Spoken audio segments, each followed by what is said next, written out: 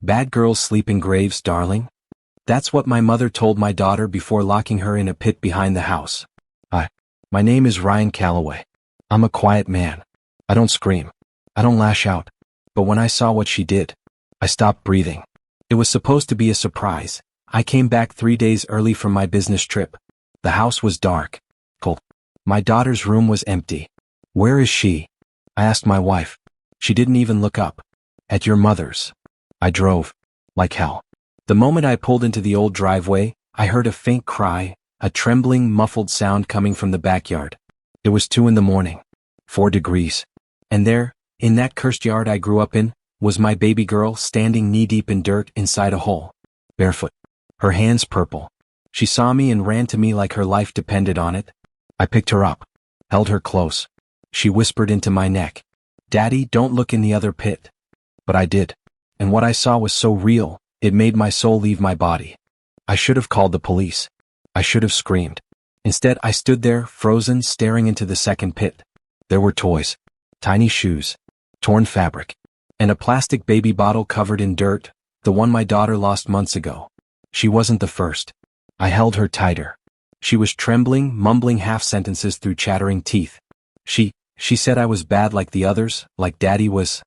My knees buckled. My mother had always been off. Controlling. Hyper-religious. But this? I backed away from the hole, still carrying my daughter. My mother's porch light flicked on. The back door creaked. I didn't wait. I bolted. At the hospital, they documented the bruises, the frostbite, the blood pressure drop. They asked if I wanted to file a report. But my wife, when I returned home, she was sitting in the kitchen, sipping wine. Her phone lit up with a message. She'll forget. She always does. I asked her, how long have you known? She smiled without turning. Ryan, you really think this was the first time? My hands were shaking again. But this time it wasn't from shock. This time it was rage. I stared at her, that woman I once trusted with my child. How long have you known Emily? I asked again, my voice low. She finally turned to face me. Your mother's sick, but you always protect her. I just wanted her to handle discipline. Discipline? She left our daughter in a pit. In winter. I couldn't hear anything except the buzzing in my ears. I walked into our daughter's room, packed her favorite plush toy, her blanket, and the tiny boots she called her adventure shoes.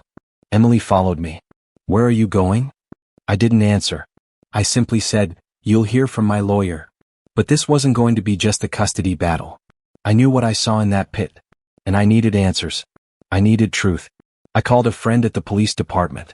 Quietly, I gave him the address, told him what I'd found, and asked him to check if there were any old missing child reports that could match. The silence on the other end said enough. Ryan, he finally said, don't go back there alone. I'm sending a team. And be ready. There's more than one case in that area. My stomach turned.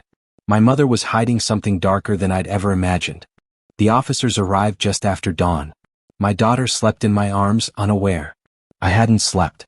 I handed them the address, the photos I'd taken of the second pit, and the voice recording of what my daughter said. One of them, Officer Delgado, went pale when he looked at the photo. This looks recent, he muttered. We've had missing persons cases, but no one's ever checked that backyard. They went in quietly. No sirens. No warnings. I waited across the street in my car, clutching my daughter's coat. An hour later, Delgado called me over. There were bones in the second pit. I couldn't breathe.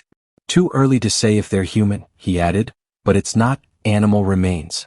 We've called forensics. He looked at me hard. You sure you didn't know what was going on? I shook my head. I swear.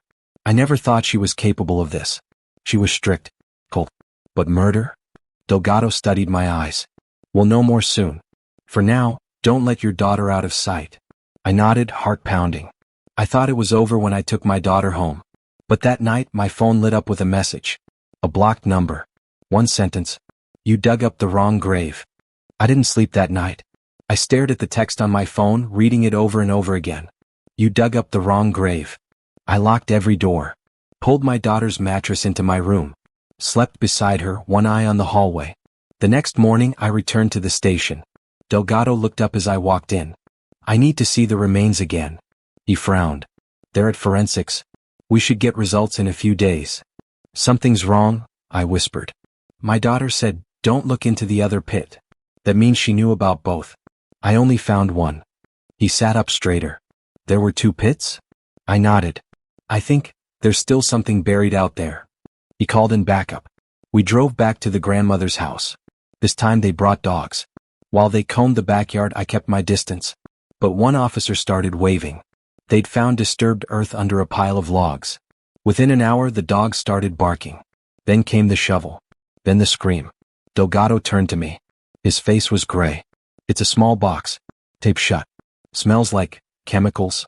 A forensics tech pried it open, and everyone stepped back. Inside were 6 Polaroids of children. One of them was mine. My legs gave out. I sat on the edge of the porch, holding my daughter's photo like it was made of glass. Delgado crouched beside me. She's safe now, he said quietly. But I could barely hear him over the screaming in my head. Who had taken those photos? Why was my daughter in one of them? What else had that woman done? They took the box into evidence. The forensics team was already analyzing fingerprints. But I didn't wait. I went straight to her. She was in custody by then, sitting calmly in a gray room, hands folded like a prayer. I looked through the glass. She smiled when she saw me. Like nothing had happened. Like she hadn't buried my child alive in the cold. Like she hadn't laughed when the dogs barked. The officer beside me shook his head. She's not talking. Says she was protecting the girl from the devil's whispers. Rambling nonsense. I watched her for a full minute. Then I said, "Get her out of that room. I need her alone. With me." The officer blinked. "That's not protocol." I looked him dead in the eye. "I'm not here for protocol." I opened the door. She whispered, "You still don't know what she is, do you?" I stepped into the room and the door clicked shut behind me. She looked up at me with that same calm, almost motherly smile. "You don't know what she is," she repeated, voice soft. I sat across from her, fists clenched, every breath dragging fire through my chest. "What did you do to my daughter?" I asked. She tilted her head. "I saved her. From the voices.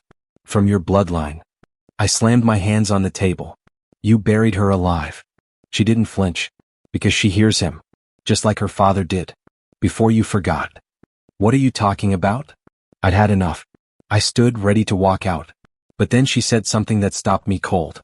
"Check the pit again. The second one." He's still whispering. I didn't wait. I rushed back to the property with Delgado and 2 officers. The pit was taped off, but we went down. This time we dug deeper beneath the frost. And we found bones. Adult bones. Bound. Clenched in the dirt. Next to it, a rusted dog tag. Delgado picked it up and wiped the surface. My name. The date of birth matched mine. But the date of death, that wasn't mine. It was today's date. And that's when my phone buzzed. It was my daughter. Screaming. I answered on the first ring. "Daddy, please help me." Grandma locked me outside again. She said the whispering man wants me too. The call dropped. We sped through the icy night like demons. Delgado's partner called backup. I don't even remember parking. Just the slamming door, the crunch of boots against snow, and the silhouette of my daughter, barefoot in her nightgown, standing in the snow near the pits. I ran to her. But she wasn't looking at me.